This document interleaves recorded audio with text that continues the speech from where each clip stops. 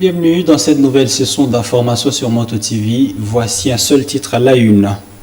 Le regain de criminalité en ville de Butembo et environ continue à faire des victimes. Le dernier cas à date est celui du président honoraire de la société civile de Butoué, M. Mbulikirire Léonard, qui a été assassiné par balle le soir du jeudi 1er mai. Jusqu'à présent, les causes de ce meurtre restent inconnues. Voilà tout pour les titres.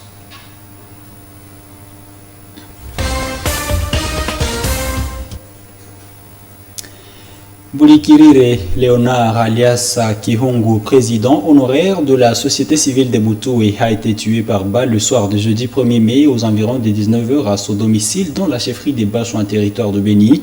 Son assassin et les causes de son assassinat ne sont pas toujours connues. Sa femme et ses 3 enfants demandent que les enquêtes soient faites pour connaître le meurtrier de leur père et mari. Suivez ce reportage de mon Mpenzi Mazekine. C'est dans cette parcelle où Mbulikirire Léonard, alias Kihungu, a été tué par les inconnus. La tristesse et la désolation caractérisent les membres de la famille du défunt.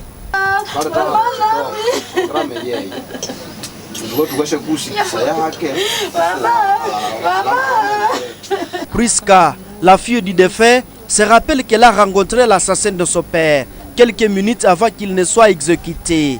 Il est entré dans la parcelle par la derrière de la maison et attendu que sa cible sorte de la maison et l'a criblé de balles et la mort s'en est suivie sur les champs. Nikakutanisha mtu simu huyu anavala mungu nyeusi akanisukuma. Wakati nisukuma nikasogea akasema ananipiga. Maman m'a envoyé pour l'achat du soja. J'ai rencontré un bandit armé, malheureusement masqué. Il voulait me gifler. J'ai pris fuite. Ce bandit s'est caché derrière la maison. Moi, j'ai pensé qu'il était passager. Papa est sorti de la maison, a été criblé de balles. Il a crié, oh maudit, je meurs.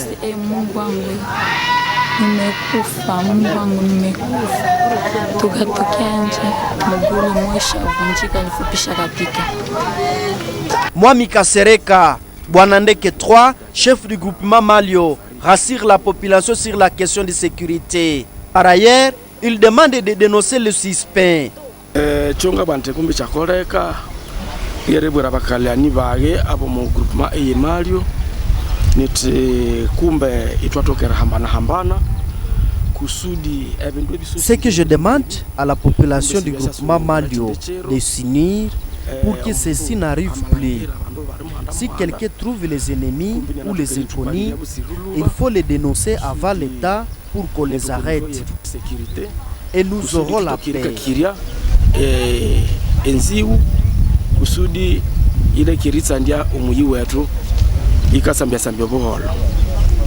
Les membres de la famille Kihungu plaident pour que les enquêtes soient faites afin de retrouver l'assassin de leur père. Ces jours, des tueries se sont multipliées à ville de Butembo et dans la périphérie. La société civile de la commune Boulenguera recommande aux habitants de mettre en place des mécanismes pour alerter les services de sécurité. Recommandation contenue dans le rapport mensuel du mois de mai de cette structure citoyenne ce vendredi 2 juin. John Kameta, président de la société civile, demande aux services de sécurité de rendre leurs tâches avec professionnalisme, mais aussi aux habitants de régler leurs conflits de manière pacifique sans recourir à la violence. Suivez John Kameta dans ce propos recueilli par Delphin Voya. Nous appelons les services de sécurité de travailler avec beaucoup d'efforts, surtout de continuer avec la recherche des bandits qui seraient en train de tracasser, qui seraient en train d'insécuriser.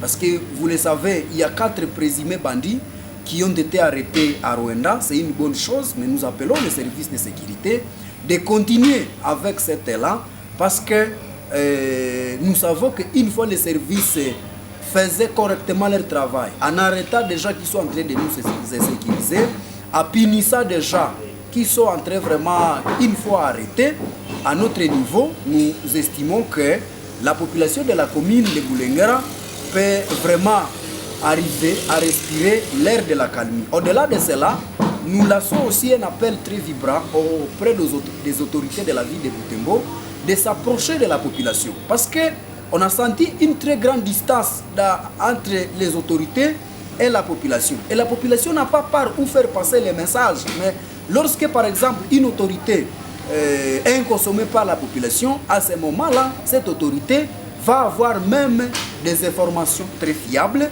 Aux heures voulues également, nous appelons la population à avoir la culture de la dénonciation. Parce que ce qui a été trouvé, par exemple, ceux qui ont été, par exemple, arrêtés à Rwanda, c'était des révélations graves, même si l'auditorat est en train de faire son travail. Mais nous pensons que la communauté doit aussi avoir la culture de la dénonciation, mais aussi la culture de la collaboration avec les autorités de base. Quand on a une information qui peut être nuisible à la population, il serait mieux de livrer vite cette information avant que ces bandits, avant que ces présumés bandits ne passent à des opérations de sale besogne. Il y a des assassinats qui sont prémédités, tout simplement parce qu'il y a eu des conflits entre X personnes qui n'a pas trouvé gain de cause dans les dossiers qui les opposaient, et il va choisir d'aller prendre déjà des mauvaises volontés qui vont peut-être éliminer la personne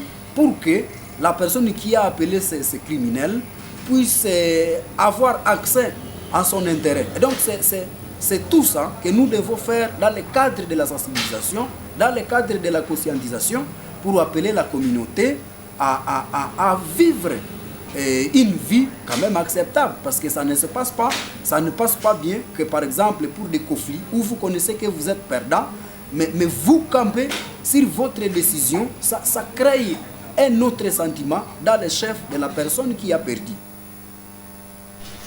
Ouvrons un nouveau chapitre dans cette édition, fin de l'examen national de fin d'études primaires INAFEP. Ce vendredi 2 juin a été la deuxième journée et la dernière de ces épreuves nationales. Moto TV s'est entretenu avec certains écoliers après les épreuves de ce jour. La plupart d'entre eux sont sortis heureux des salles d'examen, rassurant que les questions sont ressorties des matières qu'ils ont apprises à l'école. Suivez ces écoliers dans ces Vox Pop recueillis par Sami Wainda.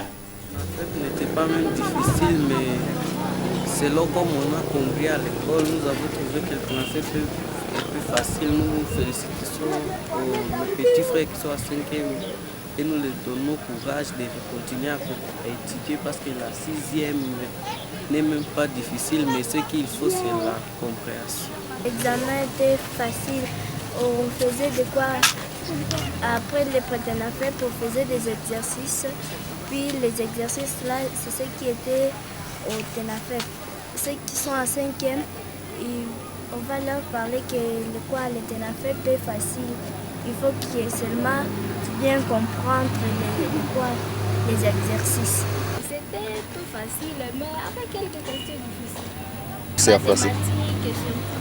Regardez, je leur souhaite bonne chance et qu'ils puissent réussir l'année prochaine aux examens et qu'ils puissent avoir 100%. L'examen était bien. Et moi, j'ai dit à mes petites sœurs qui sont en 5e année qu'ils s'efforcent. L'examen est très facile et courage à eux. Les examens se sont bien passés dans le calme et on a peut-être réussi.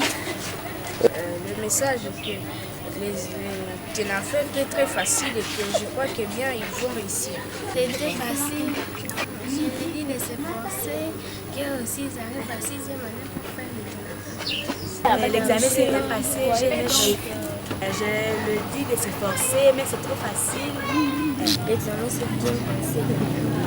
Je l'ai dit de s'efforcer, ils vont arriver toujours en 6e année et ils vont réussir. L'examen s'est bien passé. Je leur dis de s'efforcer et de ne pas avoir peur parce que l'examen est très facile. L'examen s'est bien passé. Je leur dis qu'elles ne faut pas avoir peur, l'examen est très facile.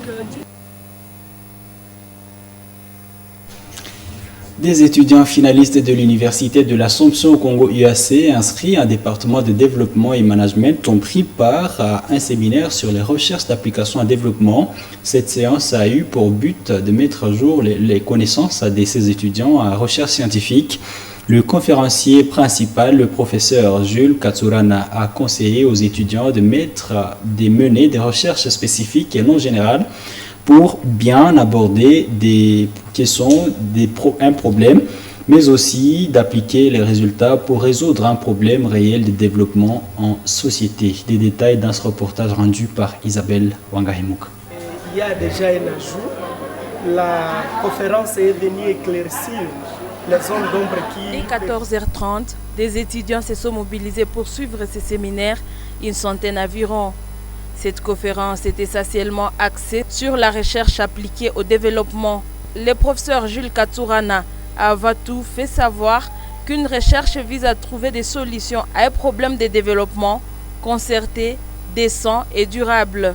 Mais cet enseignant prévient que ces problèmes doivent être abordés de manière précise avec des questions spécifiques selon les domaines. En l'en croire, cela permet d'identifier l'objet de sa recherche. Les conférenciers insistent sur le fait que toute recherche doit toujours comparer la situation actuelle, celle observée sur terrain, et l'idéal ou celle standard qui se trouve dans les cadres juridiques et dans les cadres politiques. Parmi les étapes de la constitution de ce projet, le professeur Jules Katsurana a insisté sur l'expérimentation. Il s'agit de voir l'applicabilité de la recherche par rapport aux résultats obtenus par un chercheur précédent. C'est à ce stade que l'application des résultats au développement intervient. Une étape clé qui permet de confirmer l'apport de la recherche aux problèmes de développement dans la société. Le professeur Jules Katsurana a donné quelques pistes de solutions pour de meilleures recherches. La première est de recourir à l'interdisciplinarité. C'est la collaboration de plusieurs chercheurs de différents domaines. C'est ce qu'on appelle projet tutoré. Il existe aussi la création de laboratoires appliqués à la recherche. Ceci consiste à privilégier des travaux en groupe avec l'apport et compétences des uns et des autres. Il faut ensuite assurer la formalisation des partenaires pouvant permettre de mener des recherches susceptibles d'apporter des solutions aux problèmes. Pour boucler son exposé, le professeur Jules Katsurana a conseillé aux apprenants d'éviter d'aborder des problèmes généraux, mais aller dans les spécifiques. Le secrétaire du département des SDEM dit avoir organisé cette activité pour actualiser la connaissance des étudiants finalistes en cette période cruciale où ils rédigent leurs travaux de fin d'études. Dans notre département des sciences de développement, nous avons senti un besoin dans l'accompagnement des finalistes dans les travaux. Alors, ils se faisaient voir des difficultés dans l'avancement des travaux, dans les travaux de fait de cycle comme dans les mémoires. Alors, c'était un véritable problème qui existait. Cette activité s'est faite justement dans la préparation des travaux de fin d'études que vont présenter les finalistes à la fin de cette année académique.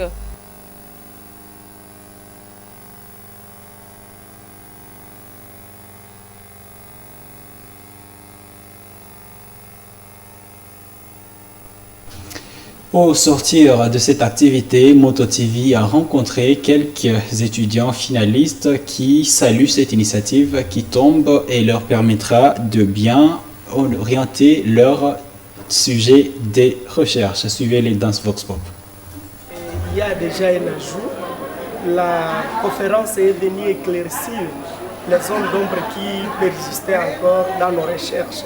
Et évidemment, monsieur le journaliste, nous avons piqué quelque chose et il existait une zone d'ombre au niveau de la question de recherche, mais aussi au niveau du problème de recherche. Quant à ce qui est du problème de recherche, c'est le sujet même de la recherche. À la question de la recherche, c'est un questionnement opposé au sujet et à partir de ce questionnement, on fournit maintenant la question de recherche. Par rapport aux séances que nous venons de suivre ici dans l'exposé, la différence n'est que l'exposé ici était pratique par rapport aux séances que nous suivons en classe. Pratique comment? Pratique parce qu'on donnait des exemples qu'on peut suivre, qui sont palpables. On peut comprendre différentes méthodes en suivant des exemples qu'on a donnés dans l'exposé. Bien sûr, nous avons déjà passé nos travaux de TFC à G3, mais nous avons constaté qu'il y a beaucoup d'imperfections suite à ce que nous venons d'apprendre aujourd'hui. Et juste, je vais dire surtout pour la recherche appliquée aujourd'hui, différemment à la recherche fondamentale qu'on connaissait déjà. Et il y a vraiment des différences parce que à la recherche appliquée, il faut avoir quand même de l'expérimentation et pour matérialiser ce que nous avons appris aujourd'hui par rapport à nos sujets de recherche. Le séminaire, il a insisté beaucoup dans la qualité de travail, de fait des cycles ou dans les mémoires. Et il nous a expliqué certains concepts et certaines raisons qui peuvent nous soutenir dans nos recherches scientifiques et surtout de nous distinguer les sujets de recherche. C'était juste cela en un mot. C'était juste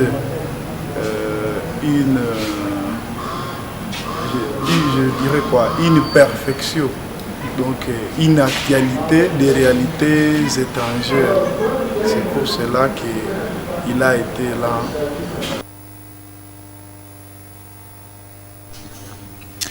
Dans un autre chapitre santé, 350 femmes comprises entre 25 et 60 ans se sont faites dépister pendant la campagne gratuite de dépistage et la prise en charge du cancer des col, de l'utérus et du cancer de sein. Une campagne organisée au centre hospitalier FEPSI du lundi 29 mai au vendredi 2 juin grâce à la collaboration des gynécologues de la ville de Butembo.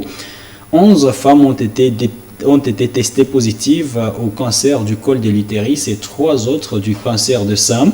Dr Olivier Moulissia informe que le dépistage se fera chaque vendredi au centre hospitalier FEPSI pour permettre aux femmes de connaître leur état de santé. Reportage Nelly Mungueshali et Luciana Moussiviro. En fait, la marche ou alors la course à pied, ça fait un sport. Et comme bien fait, ça nous permet, n'est-ce pas, ça favorise la circulation du sang au niveau du système circulatoire. Et ça, c'est bien fait parce que vous savez que l'organisme normalement ne doit pas rester immobilisé. Alors, quand on pratique le sport, on pratique alors la marche à pied, cela favorise la circulation du sang. Mais quand on ne fait pas le sport, on ne fait pas la marche à pied, on est vraiment à risque de beaucoup de pathologies, beaucoup de maladies. Maladies cardiaques, risque, il y a beaucoup de maladies, on parle de thrombophlébite, il y a des maladies qui peuvent toucher aussi au niveau du mollet, ça devient dur. Et ça peut avoir des problèmes au niveau du poumon, au niveau cardiaque, au niveau amoureux. Même aussi l'AVC, on peut piquer l'AVC parce qu'on ne fait pas le sport. Quand vous marchez, il faut chercher d'abord à vous connaître avant de marcher parce que vous ne pouvez pas être déshydraté et puis vous commencez à marcher. Vous ne pouvez pas être malade avec une pompe cardiaque et puis vous commencez à marcher jusqu'à de tomber par terre. Le nombre de kilomètres, ça dépend de l'état de l'organisme de quelqu'un.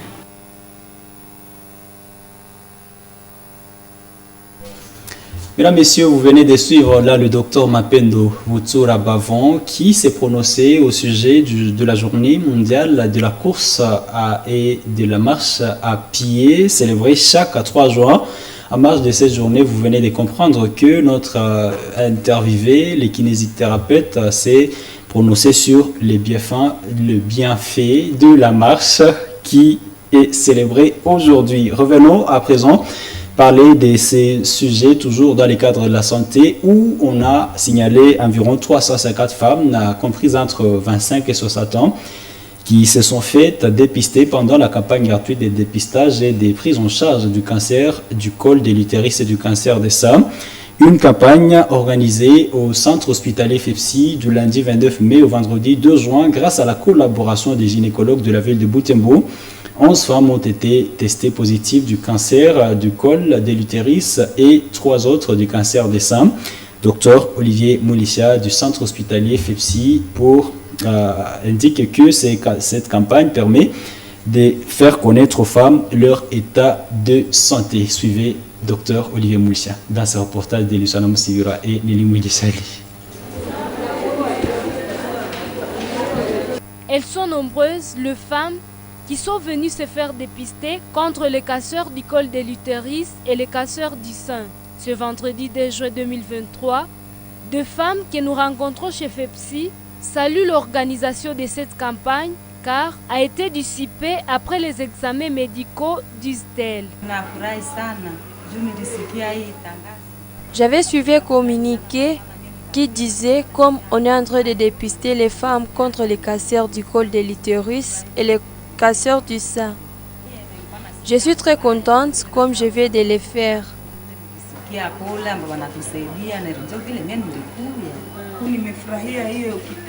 Je suis très contente parce que je vais de connaître mon état de santé.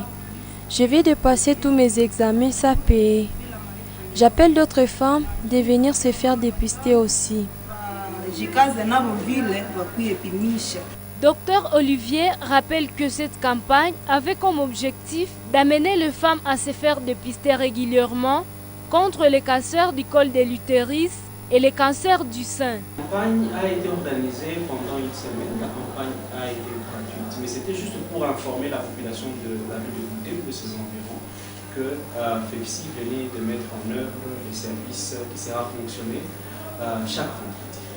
À partir de la semaine prochaine, toutes les femmes sont les bienvenues, elles peuvent passer, mais ça ne sera plus gratuit. Le service ne sera plus gratuit. Ça sera bien sûr moyennant quelques petits frais. Et nous pensons que pour quelques examens, pour la consultation, l'expression visuelle, et on s'est fixé à 2500 francs seulement. Ce n'est pas pour faire de l'intérieur, mais c'est juste pour aider les femmes à avoir une idée de leur état de santé. Il n'y a pas que ça, parce que la prise en charge sera aussi payante. La prise en charge, probablement, nous sommes en train de le fixer avec l'administrateur pour voir si ça peut aller à 50 000. À partir de cette campagne, le centre hospitalier fera le dépistage du cancer du col de l'utérus et le cancer des seins chaque vendredi pour les femmes âgées de 25 à 60 ans.